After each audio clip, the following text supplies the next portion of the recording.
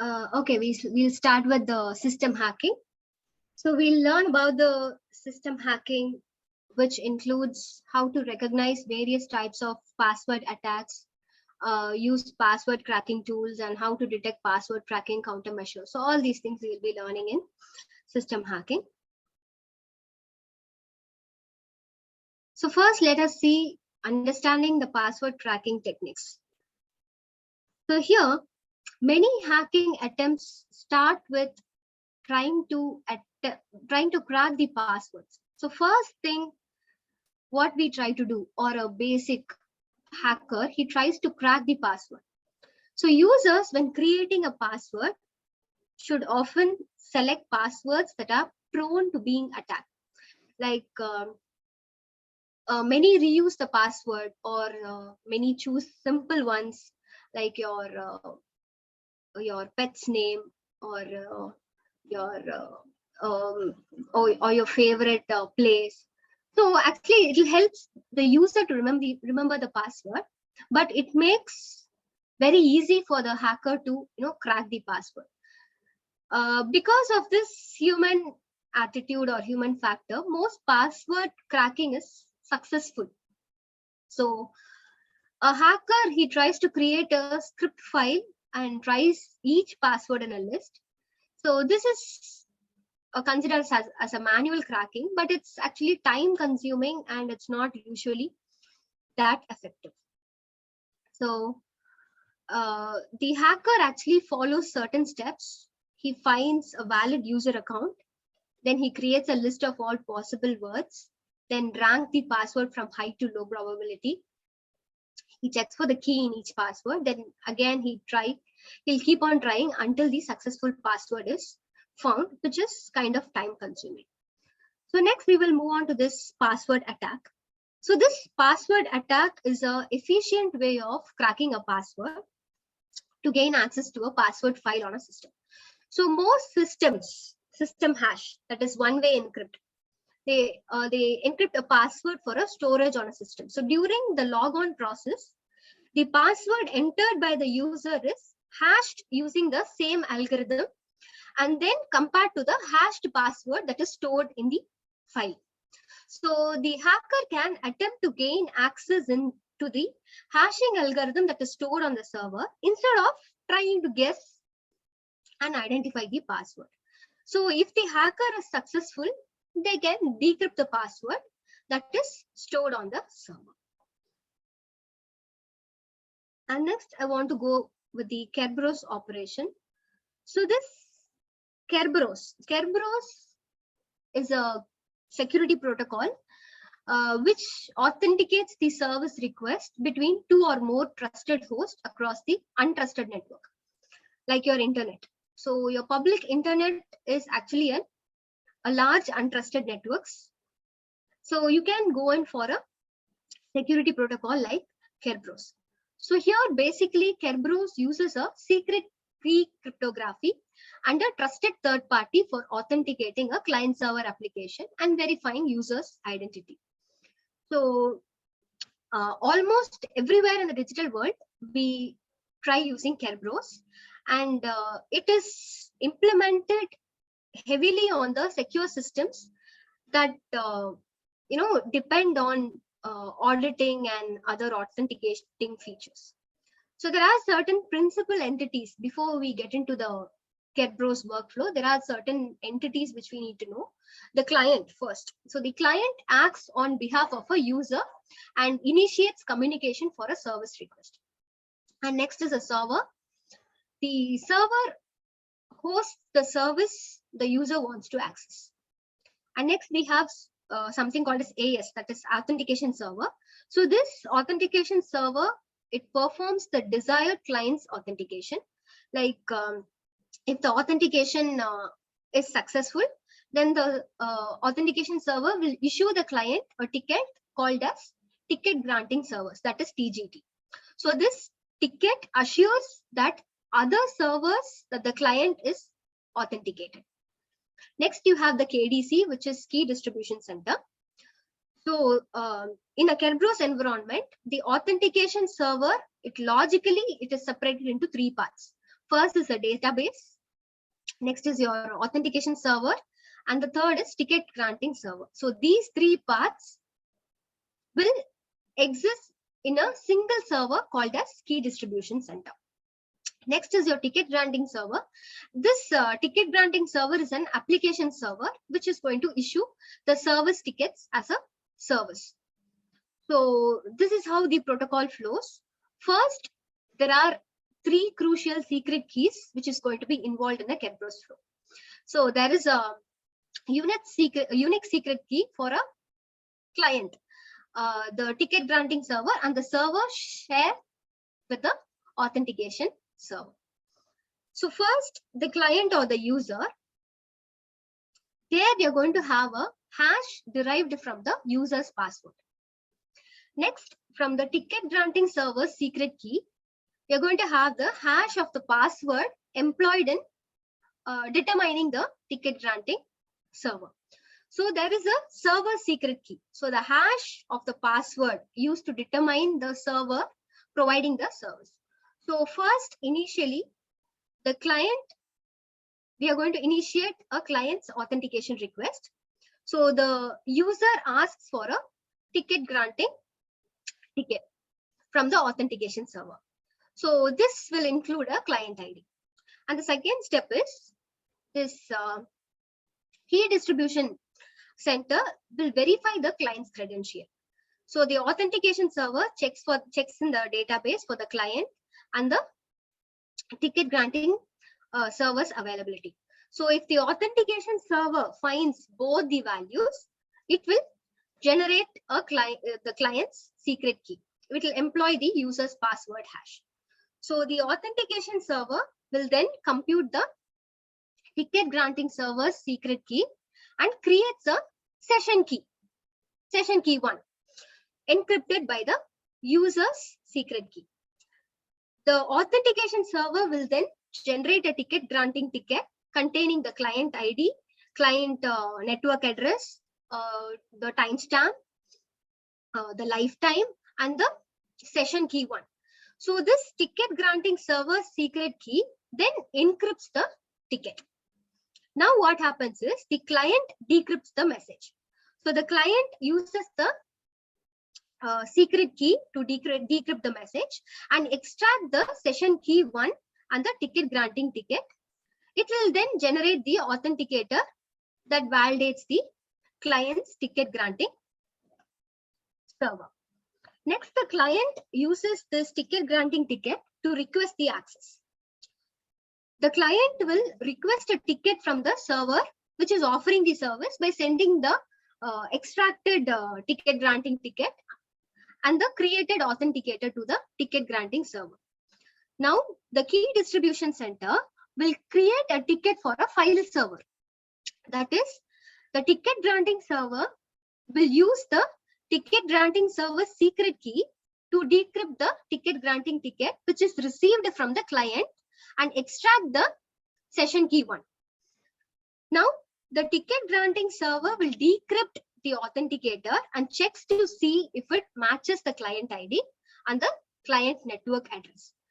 This ticket granting server also uses the timestamp to make sure that ticket granting ticket has not expired. It is still having the value.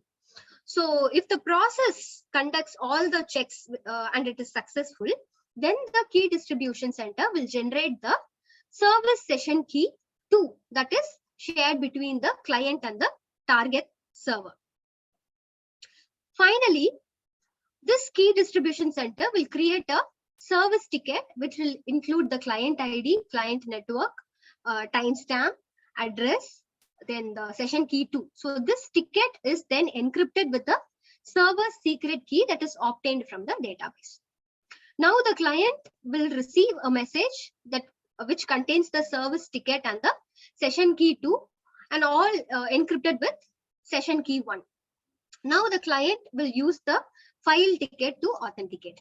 The client will decrypt the message using his session key 1 and extracts session key 2. So this process generates a new authenticator containing the client network address, timestamp, client ID, and encrypted with session key 2, and it sends it and the service ticket to the target server. Now the target server receives the decryption and the authentication. Now the target server uses the server's secret key to decrypt the service ticket and extracts the session key 2.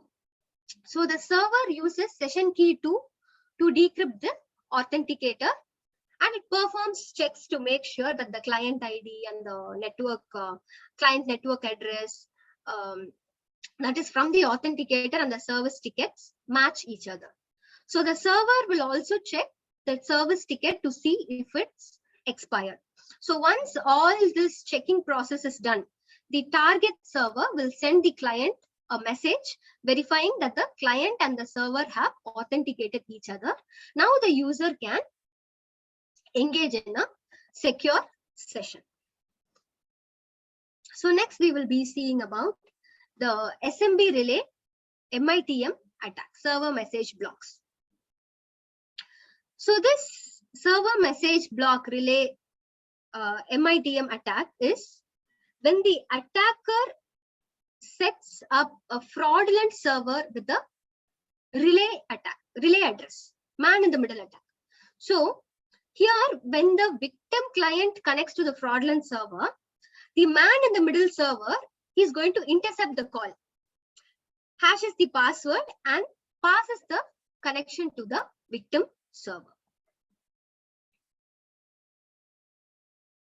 Next, about the keyloggers. So this keylogger is a spyware. It is a form of insidious spyware. Like you can enter sensitive data onto your keyboard, trusting that nobody is watching. Like in fact, keylogging software is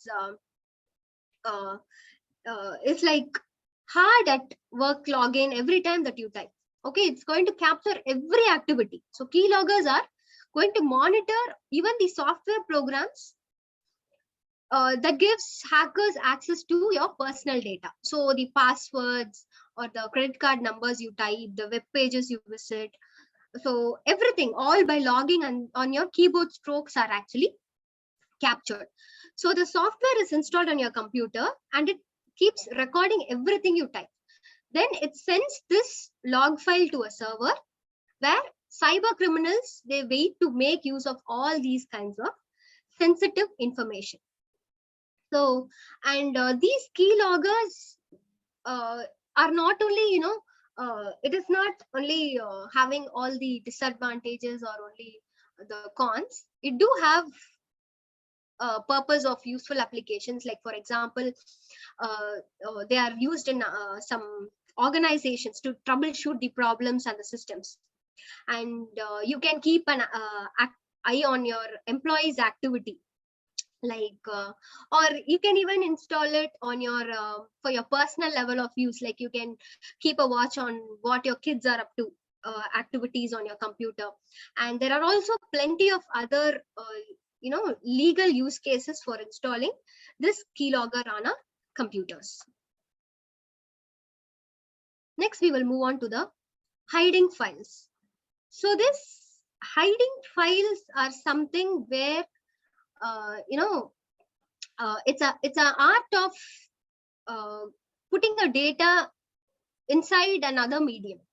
So that you call it to be a hiding file where your data cannot be directly accessed. So we have two things very important to hiding files. One is your rootkits and one is your steganography. So we will first see about the rootkits. So rootkits here are the programs that hackers use to evade a detection while trying to gain unauthorized access to a computer. Like rootkits, when installing on your computer, when you are installed on your computer, it is invisible to the user. It also takes steps to avoid being detected by a security software. So here rootkit, it has a set of binaries, it has scripts, it has configuration files.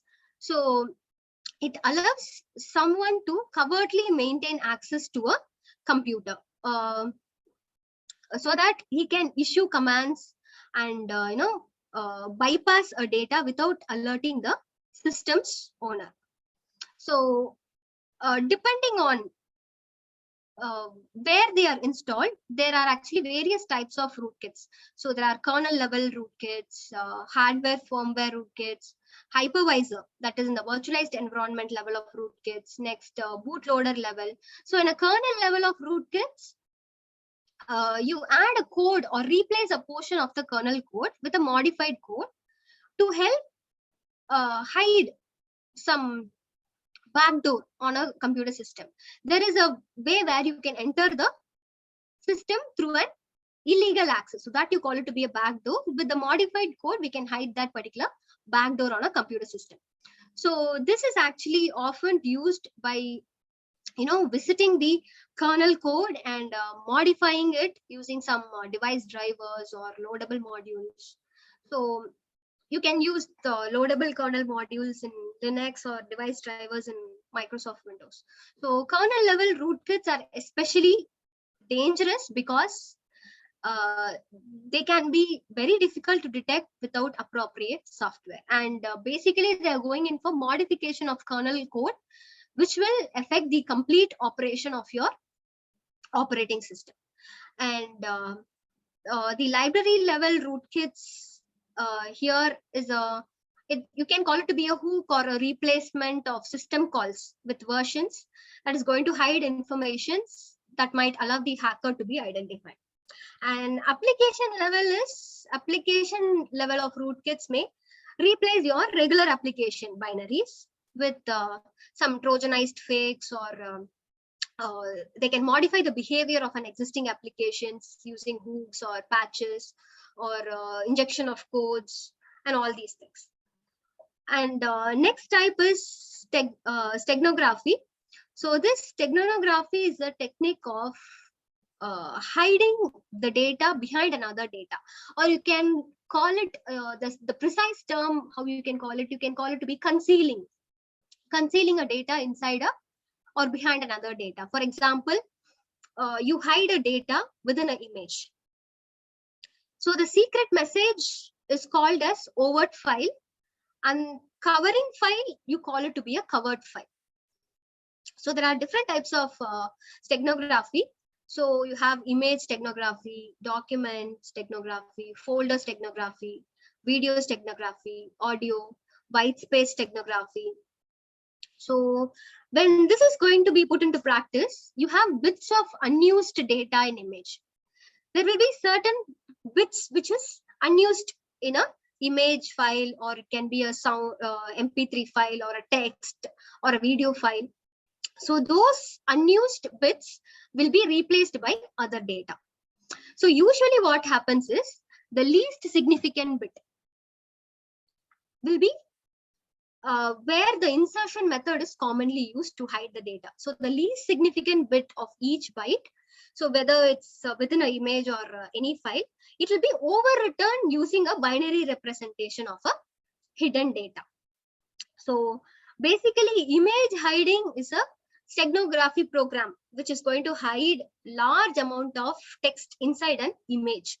So even after adding bytes of data, there is the size of the image will not increase, because only in the unused bits we are going to hide the data. So the image will look the same. It's not going to have any differentiation. It will be same in a normal with all its normal graphics program and everything, and it loads and saves to file, and it will have the file name as whatever the image. It will be having like a JPEG file or anything like that, and therefore it will be able to bypass most of the email sniffers.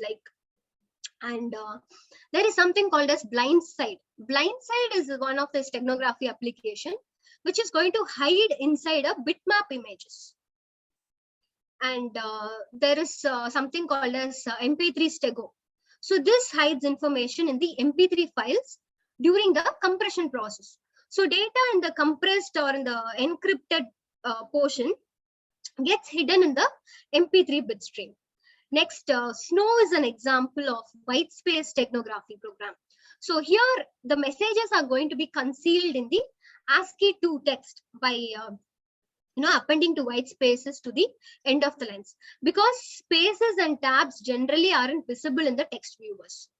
So messages will be effectively hidden from normal users. So if the built-in encryption is used, the messages can't be read even if it is detected.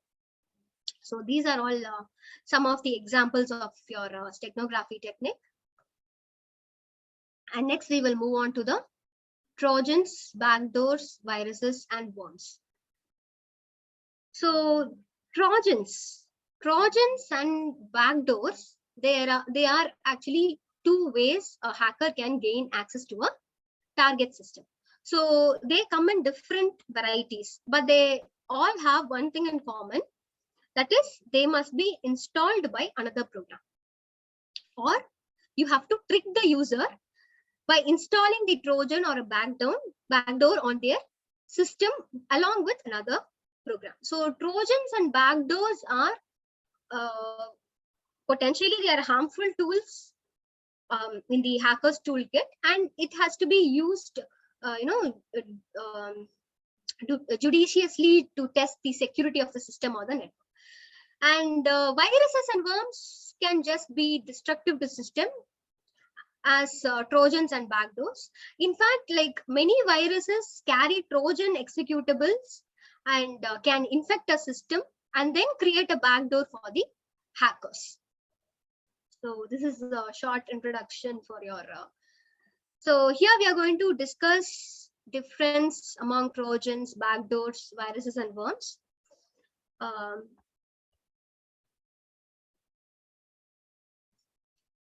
So coming to Trojans, specifically to Trojans are malicious programs that we all know, and it causes considerable damage to both at the level of hardware as at the level of software of a system. So backdoors are way to access a device without following the usually required security and authentication process.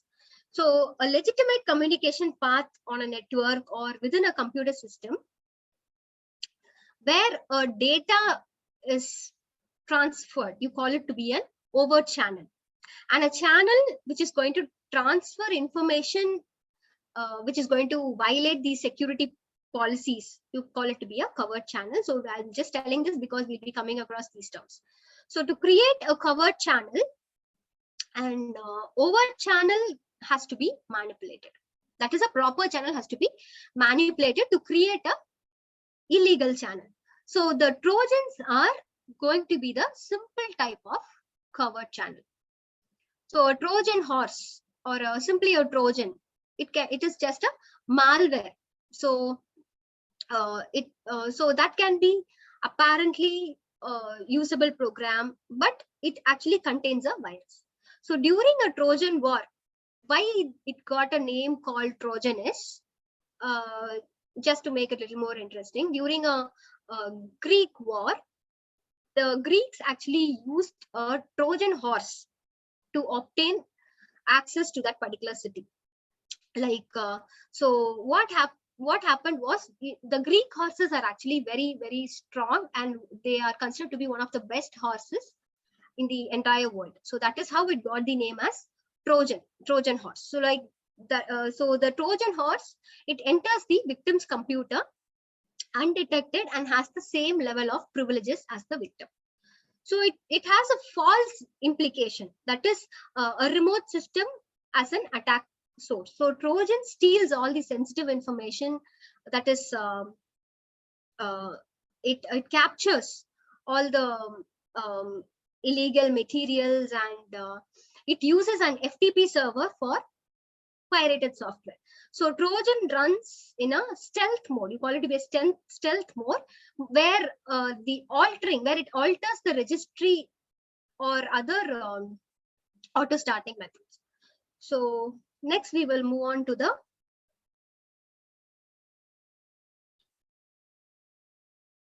indicators of Trojan attack. So before that, I'll just tell about some backdoor and rat and these things. So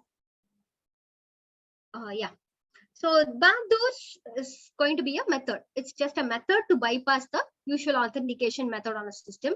So there are actually numerous ways that Trojan can enter into a system, like instant message or an application, or through an internet relay cage, through attachments, or through physical access, browsers, email softwares, bugs. There are many fake programs, freewares, suspicious sites. So all these things are some of the terms where we can have the backdoors. And there is something called as remote administration trojans, RAT. So they are a class of backdoors used to enable remote control over the compromised machine. So here they are going to provide useful functions to the user, and at the same time they actually open a network port on the victim's computer. So once this remote administration Trojan is started, it is going to behave as an executable file. So it interacts with certain registry, which is responsible for starting the process, and sometimes it actually, it creates its own system services. And yes, we will move on to the next. So once these Trojans are installed on a system, they can cause data theft and data loss. Sometimes the system even crashes, or it slows down. Usually one of the identification the user is easily able to identify is slowing down of the system, or sometimes it hangs. The system keeps hanging often. So they can also be used as launching ports for other attacks, like distributed denial of service. So like many Trojans here in nowadays, which is on use, it is used to manipulate files on a victim's computer. So what happens, all the processes which is running on your system will be managed by the Trojan, and it even runs remote commands. It will like intercept the keystrokes, it will watch the screen images, sometimes it restarts or shutdowns infected host. So all these are some of the effects which we can note it down. So the color settings changes automatically, the mouse pointer disappears, it'll be running, the mouse pointer will keep on running, so pop-up windows will be there. So all these things are some of the effects. And so next we will move on to the different types of Trojans.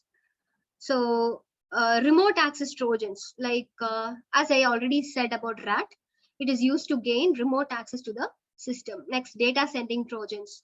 So it finds the data on a system and delivers to the hacker. Immediately, wherever data are being stored, it detects all the data and it sends to the hacker. Next, destructive Trojans, it deletes the file completely. It doesn't send it, but it deletes the file. Sometimes we may open the file, but it shows the file has been corrupted. So those are all destructive Trojans. And next, you may have denial of service Trojans, which is used to launch a denial of service. When you're requesting for a resource, it won't be provided to you. And proxy Trojans, it is used to tunnel effect or to launch hacking attacks through other systems. And FTP Trojans, through an FTP server, we are going to copy files onto a system. And security software disabler Trojan, it used to stop antivirus program. So there are certain examples, and if you Google it, there are certain keywords or commands that if you type in your command prompt immediately, just to check whether your antivirus software is checking for all these malwares, immediately it will detect a pop-up window telling that some threat is happening in the system. And next we will move on to the wrapper. So this wrapper is a binding technology. So just like a chocolate which is wrapped around to just bind. So here this wrapper, it's going to bind a legitimate file to the Trojan file. So both the legitimate software and the Trojan are going to be combined as a single executable file and then installed when the program is run. So generally, like if you consider games or other animated installations, so these are where commonly wrappers are used because they entertain the users while the Trojan is being installed. So this way the user doesn't notice the processing, the slower processing that occurs while this Trojan is being installed on a system. And the user will be able to see only the legitimate application that is being installed. Legitimate application is nothing but your authorized application which you wanted to download it. And graffiti. Graffiti is one of the example of wrapper. So it is an animated game that is which can be wrapped along with the Trojan. So here the user will not know that it is wrapped with the Trojan. He only enjoys the animated game while at the back end the Trojan is being installed in the background. Next, you have something called as Elite Wrap. So this is an advanced executable exe file. It shows in as a form of exe file. So it's a wrapper for Windows. So it is used for installing and running the program. So this Elite wrapper, what it does is it can create a setup program to extract files to the directory and execute programs or batch files that displays help menus or copy files on the target system. And Trojan kits. And these Trojan kits are Trojan generator tools. Okay, so this is going to enable hackers to create their own Trojans. Like such toolkits, what it does is it's going to help the hackers to construct the Trojans that can be customized according to their own applications, whichever file they wanted to hack. Based upon that, the Trojans can be customized. So these tools are very, very dangerous and can backfire if it is not executed properly. Like here new Trojans will be created by hackers, which will add benefit of passing undetected viruses through when they are scanned, or Trojan scanning tools, because they don't match any of the known signatures. Generally, an antivirus will be built to detect the Trojans based on the properties of the original Trojans. But when the Trojans are customized, even the scanning tools won't be able to detect it. And next is your system file checker. So system file checker is a command line based tool which is used to check whether the Trojan program has replaced a file. So like if a system file checker is going to detect that the file has been overwritten, it retrieves a good file from the Windows, from the KH folder, and overwrites the unverified file. So you can use the command sfc /scan now. That is a command which you will be able to run the system file checker. So these are some of the examples of wrappers. And okay, now we will move on to the viruses and worms. So viruses and worms, these are generally used to infect a system, to modify a system, so which will make the ease of use for hackers to gain the access. Like many viruses and worms, they carry Trojans and backdoors.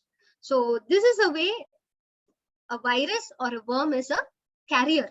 You call it to be a carrier, and it allows malicious code like your Trojans and backdoors to be transferred from a system to system. Like how contact between people, how the spread of germs, just in the same way, viruses and worms keep spreading. So here a virus actually requires a host. A host means either a system, or it can just be a program, or even a file. That is enough for a virus, which will enable it to spread from one computer to another. So a virus is spread by actually a human actions, like opening an attachment or running a program. Like even if you get a mail, sometimes virus will be attached. So first you need to scan for it and then only open the file. Instead, if you are going to just open it, it is completely human action. We are responsible for opening a virus file. So this is a virus. And a worm, worm is a self-replicating. So here human actions are not required for a worm. A worm spreads from computer to computer via the network holes or security holes that is available on your network.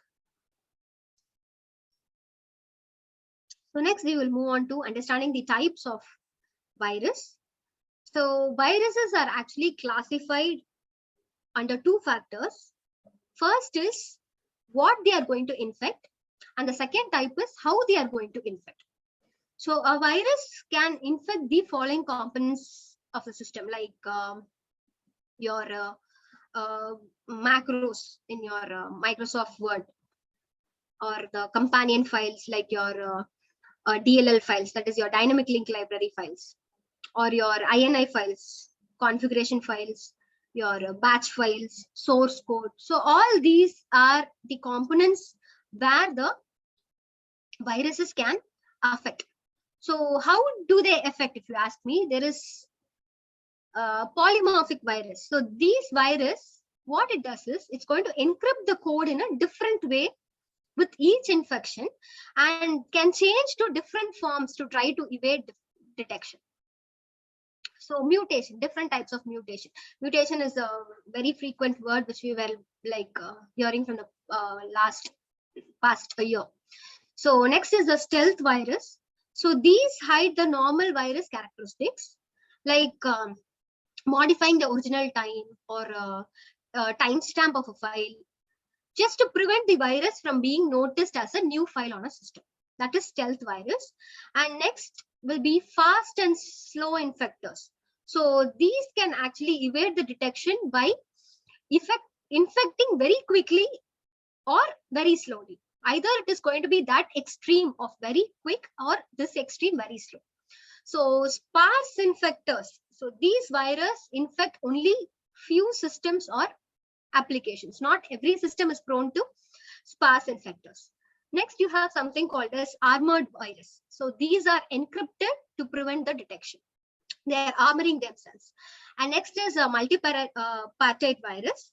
So these are advanced version of viruses which can create multiple infections. It is once you detect a particular virus, you try to diagnose the problem, you rectify the problem, you troubleshoot it and you rectify it. But again, it will be some other component which is already affected by it, which goes unidentified. Next is cavity space filler virus.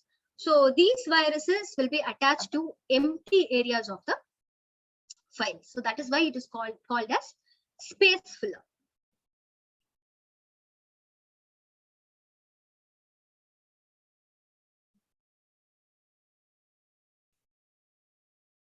Yes. So next we will move on to the sniffers. So sniffing or sniffers. So these are the programs which is going to monitor the data on the network.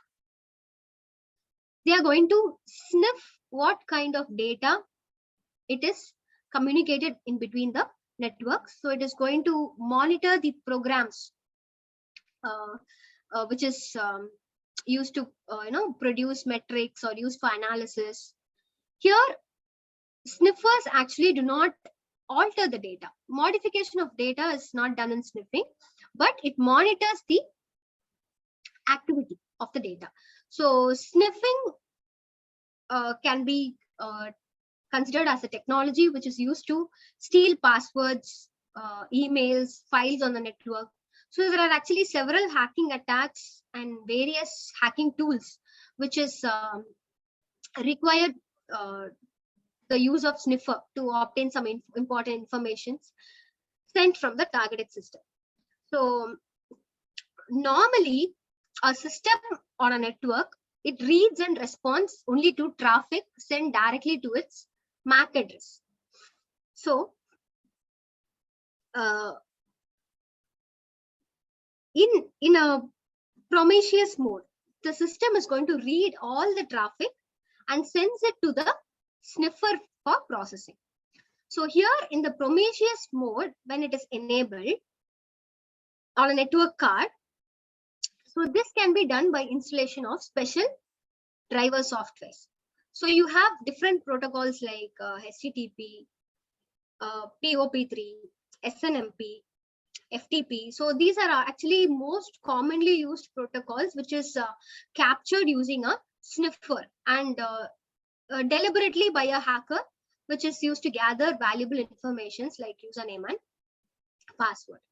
And Iris is one of the network traffic analyzer that collects all data traffic on the network. It stores, it organizes, so all these things. And Iris is actually able to reconstruct the network traffic, such as documents or emails, which including all the attachments. And Snort is one of the intrusion detection system. So that has also the sniffer capabilities inculcated within it.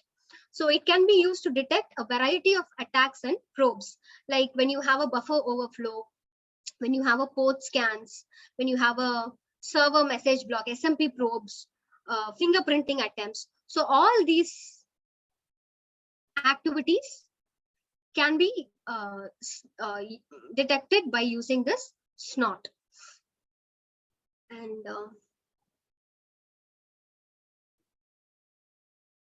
yes, so now we will see about the types of sniffing. So as the name indicates, active sniffing is detectable, but passive sniffing is not detectable. So in a network that uses hubs or wireless media to connect to a system, here all the hosts in the networks can see the traffic. Therefore, a passive packet sniffer can capture all the traffic that is going on from all the hosts when they are connected to a hub. So here, a switched networks is going to operate in a different manner. So here what happens is the switch will look at the data and data sent to it and tries to forward the packets to their recipients based on the MAC address. The switch is going to maintain a MAC table of all the systems and the port numbers to which they are connected. So this is going to enable the switch to segment the network traffic and send traffic to the correct destination's MAC address. So here a switch network has greatly improved the throughput, and it is more secure than a shared network which is connected via the hubs.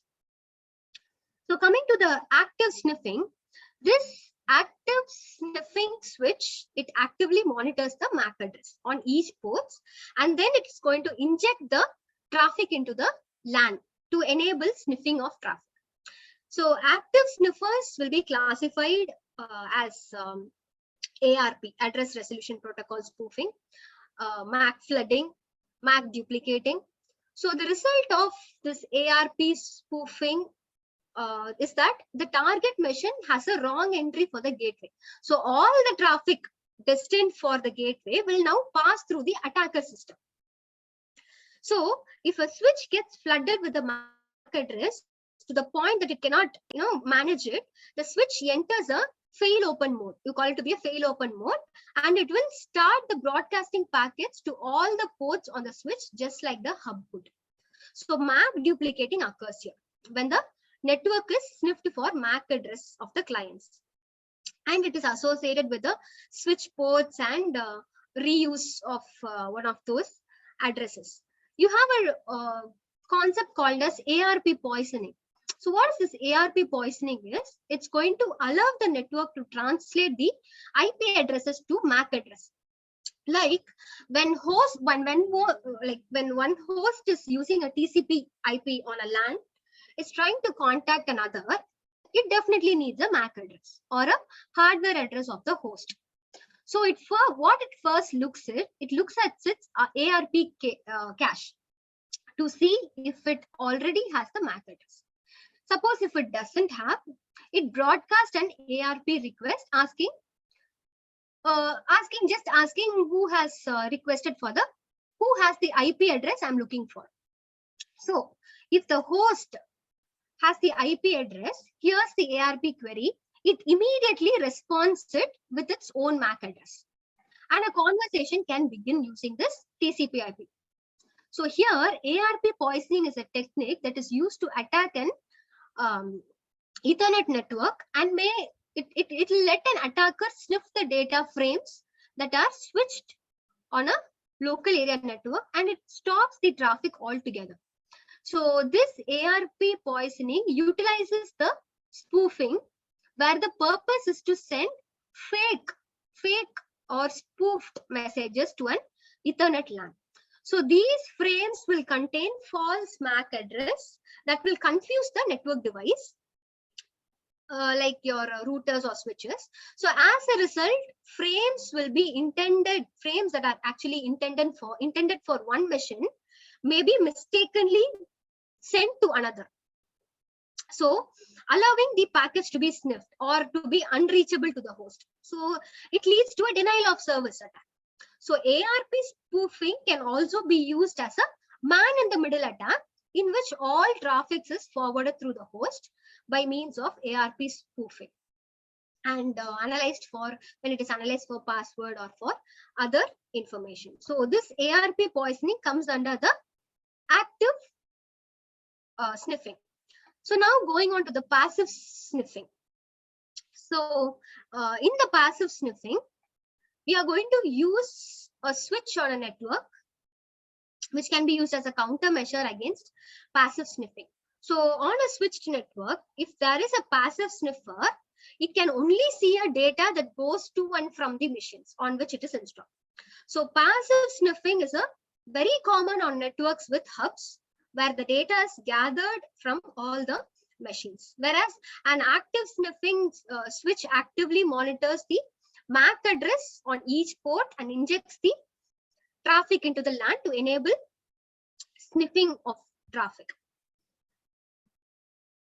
So next we will see about the protocols that is vulnerable to sniffing.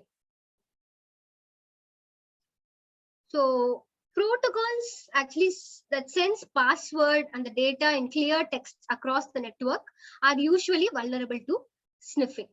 So these are some of the protocols that are vulnerable to sniffing. So what are all the sniffing countermeasures we can use? So the best security factor or a defense against a sniffer on a network can be done through encryption. So although encryption won't prevent sniffing, it will at least render any data captured during a sniffing attack.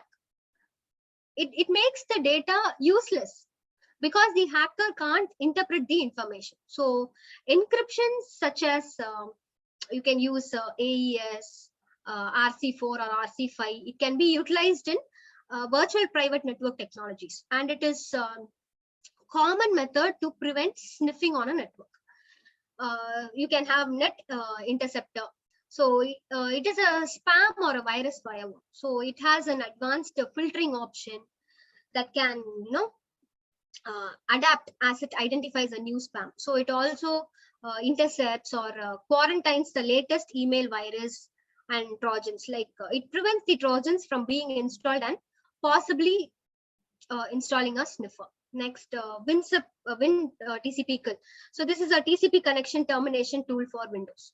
So the tool which requires the ability to use the sniffer, it'll actually sniff all the incoming and outgoing traffic of the target. So in a switched network, so this Win TCP kill can use an ARP cache poisoning tool, which will perform the ARP spoofing. So these are some of the sniffing countermeasures. And yes, next, talking about the research aspects and challenges in ethical hacking. So there are actually many challenges concerning the tools or coming to the encryption frameworks, and there are a lot more when you have to identify a vulnerability or fixing the vulnerability. So there are many future research scopes in ethical hacking. So if you're working on ethical hacking, you can just go through certain survey papers which clearly mentions certain gaps and holes that is present in ethical hacking. Uh, so you can just go in for recognizing. So first thing is, first you need to go and recognize what are all the security vulnerabilities on the existing frameworks, and then you can go in for how the data are being hacked in spite of having so many methodologies and strategies to overcome all these encryption techniques. How still the data hacking is taking place, how the data can be controlled from any remote servers. So all these have to be thought from the research aspect, and then you can go in for uh, analyzing what are all the testing factors, how you can test uh, a particular what you call particular malware which is there, how going in for different types of encryption techniques, or from the hacker's point of view, you can think of how you can unscramble the data and how you can begin to assault on it. So all these things are certain areas where you can concentrate on research aspects into ethical hacking. And yes, so I have completed with my presentation. So if any doubts and clarifications of you, or if you need any kind of discussion, we shall do it.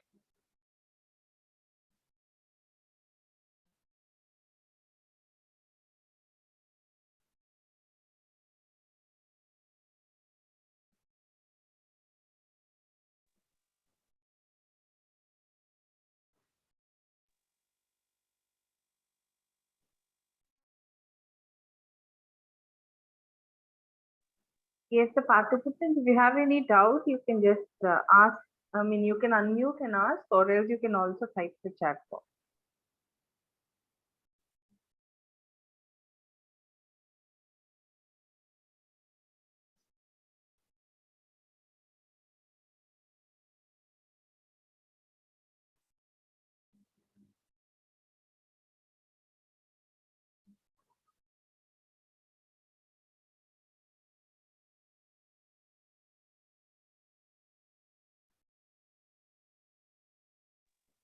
Okay, then I guess they don't have any doubts exactly.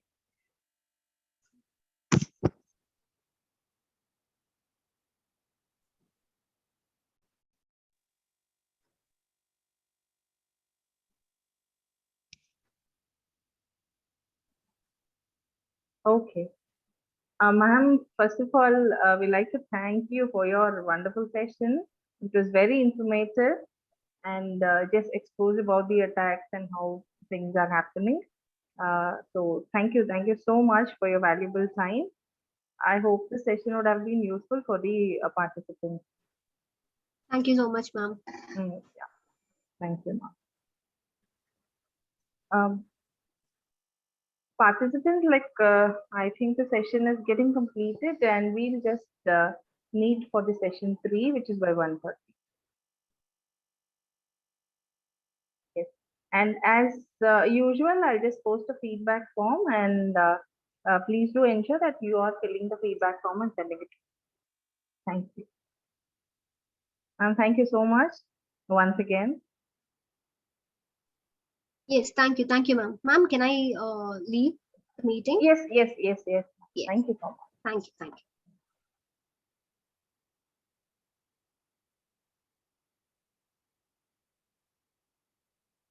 Yes, we'll part and we'll meet after.